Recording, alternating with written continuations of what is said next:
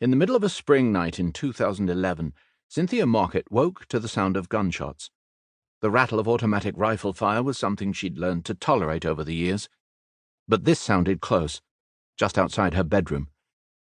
Cynthia was 64 years old, a small, forceful woman with silvery hair and intense eyes. Her husband, David, was still asleep as she slid out of bed and crept over to the window. She could see the outlines of the old city of Aden laid out before her, its neat white buildings clinging to the rocky slopes of an extinct volcano, illuminated by the lights of the harbour beyond. The villa that she and David had rented for several years in Yemen was situated a few blocks back from the ocean in Makalla, a district built by the British for colonial officials and soldiers half a century before. As she knelt at the window, Cynthia breathed in the acrid smell of burning tyres. Below her, crowds of young men were running through the darkness, yelling and shooting out streetlights, the muzzles of their rifles flashing with each report. It wasn't clear if they were pursuing or being pursued. Suddenly, she heard David's voice bellowing at her from across the room. "What the bloody hell are you doing, Synth? Get away from there!" She climbed back in bed and lay awake until the sky began to lighten, listening to the gunfire, and, farther away, the claps of artillery echoing off the hillsides.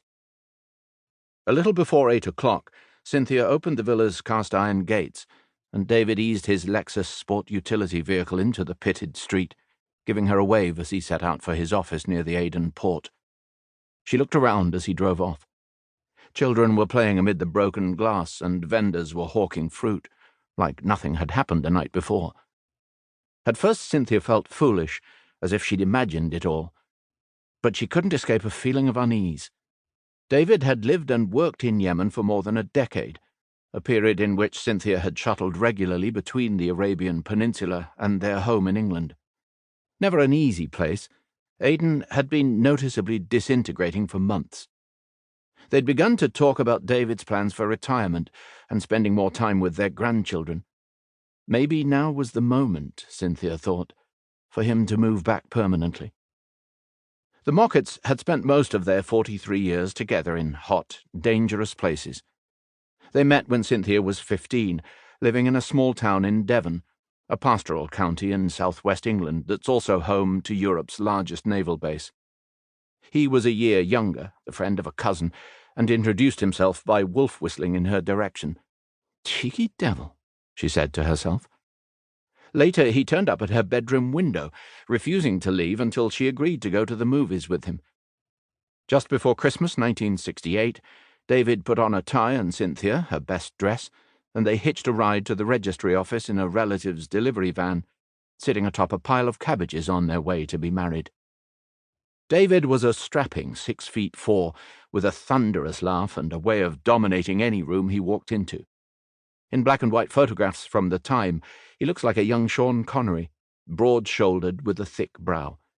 His father worked for the Admiralty, the government department responsible for the Royal Navy, and he lived as a child in Sri Lanka and Gibraltar, gaining a taste for adventure that never left him. Cynthia thought he was the most exciting man she'd ever met. She still thought so 4 decades later, after he'd lost most of his hair and thickened around the middle. As a sailor in the Merchant Navy, David went to sea for months at a time, which was hard on Cynthia, even if she knew the life she'd married into. It was unusual, especially in the 1970s, but David would invite her to join him on voyages whenever he could. She sailed with him once on a cargo ship carrying iron ore from India to Japan, spending much of the trip cleaning rust-coloured dust out of their cabin. Some of the crew objected to the presence of a woman on board, but Cynthia didn't much care. She had a quiet manner that masked a steely streak. She laughed easily, even at the bawdy humour of the young sailors, who treated her as a kind of surrogate mother. When the captain wasn't on the bridge, David liked to let her steer the ship. Money got tight when the Mocketts' 2 daughters, Sarah and Rachel, were born, and in 1977 David took the offer of a well-paid job on land, as a port superintendent in Jeddah, Saudi Arabia, in the midst of the oil boom.